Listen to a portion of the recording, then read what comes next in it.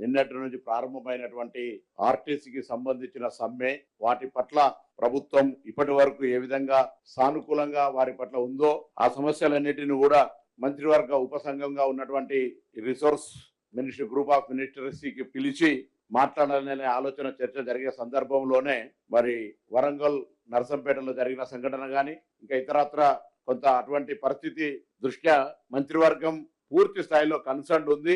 ఎవరు కూడా ఆర్టీసీకి సంబంధించి ఒకసారి వాళ్ళు కూడా ఆలోచన చేసుకోవాల్సిన అవసరం ఉంది. 2013 నుంచి 14 నుంచి 23 దాకా ఉన్న పరిస్థితి ఈరోజు 2023 నుంచి ఇప్పటి వరకు వాళ్ళ సంక్షేమం కొరకు తీసుకున్న నిర్ణయాలు ఎప్పుడు కూడా ఈ ప్రజాపాలన ప్రభుత్వంలో ఆర్టీసీకి సంబంధించి అన్ని రకాలుగా పెండింగ్ సమస్యలు పరిష్కరిస్తూ భవిష్యత్తుకు సంబంధించినటువంటి అన్ని అంశాల లోపల సానుకూలంగా ఉంది. కొత్త కేబినెట్ స్థాయిలో డిస్కషన్ జరగాల్సినటువంటి 3 అంశాలు ఉన్నాయని పిఆర్సీ కావచ్చు లేదా విలీనం కావచ్చు గుర్తింపు సంఘాలది అనేటువంటిది దానికి సంబంధించిన అంశం కూడా ఆఫీసర్స్ కమిటీ ద్వారా చెప్పడం జరిగింది. కానీ సరే కారణాలు ఏవైనా వాళ్ళు ఆఫీసర్స్ కమిటీ చర్చ చేసి 4 వారాలు జీవోలు ఇచ్చిన తర్వాత కూడా ఈ కార్యక్రమం జరిగింది. సో ప్రభుత్వం గౌరవ ముఖ్యమంత్రి గారు, ఉప ముఖ్యమంత్రి గారు, సహచార మంత్రులందరం కూడా ఈ రోజు ఆర్టీసీ కార్మికులకు విజ్ఞప్తి చేస్తా ఉన్నాం. దయచేసి ఎటువంటి తొందరపాటు ఆలోచన చేయకండి.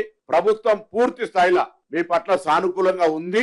అన్ని అంశాలకు సంబంధించినటువంటి విషయం లోపల మంత్రివర్గ ఉపసంఘం త్వరలోనే రేపు ఎల్లుండి ఎప్పుడో కూర్చొని మీకు సంబంధించిన అన్ని అంశాలను వింటుందనే మాట మనం చేస్తూ మీ అందరూ కూడా తెలుసు, కొత్త పత్రికల ద్వారా సమాజానికి చెప్పడం కొరకు మేము అధికారంలోకి వచ్చిన తర్వాత అటు మహాలక్ష్మి పథకాన్ని ఇవ్వడమే కాక 2013 పిఆర్సీ పెండింగ్ బకాయిలు 280 కోట్లు ఇచ్చినాం.